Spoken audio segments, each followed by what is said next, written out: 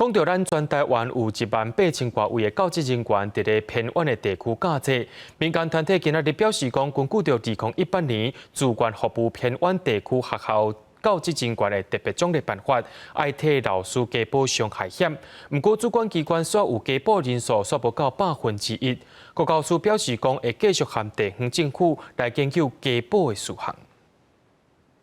如果你们真的为了孩子好，就不应该找一个什么都不会的指挥，跟一个下学期就不在的代课老师来带这群不一定上得了台合唱团。最近这次伫咧讲偏乡教育基地的国片，受到不少人关注。根据国教署2020年的统计，全台湾各中小学甲偏乡教职人员有18000多位，偏远地区生活机能甲交通较无利便，教职人员的风险高，造成师资无稳定，学生受教权难免受影响。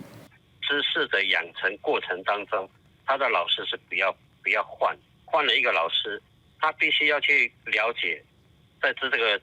前面的进度的学生的学习状况。 偏远地区教职人员除了有公教人员的保险以外，遵照2018年教育部颁布《主管服务偏远地区学校校长甲教师特别奖励办法》的第7条，以学校偏远的程度，中央主管机关爱遵照地方政府的财力来补助保费。不过，全国教育产业总工会表示，主管机关有替老师加保的人数无到1%。 新北市有1065名教师，他是自愿来到偏乡地区教学，但是我们可以看到，他完全没有任何伤害险加保的人数。这个法规其实已经颁布了3年，它不应该是一个0这样的一个数字。根据这个自愿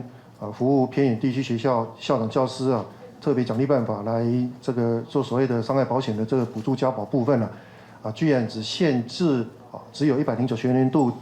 到职的老师跟校长才能够接受补助。国教署表示，各地方政府伫咧奖励办法通过了后，一直到109年为止，下资格自愿去偏远地区学校服务的人有280人，已经加保的有52个。全国教育产业总工会呼吁教育部，包括109学年度到之前的教育人员，拢应该爱适用这项奖励办法，唔好一间学校2项制度。记者民警郑海文台北报道。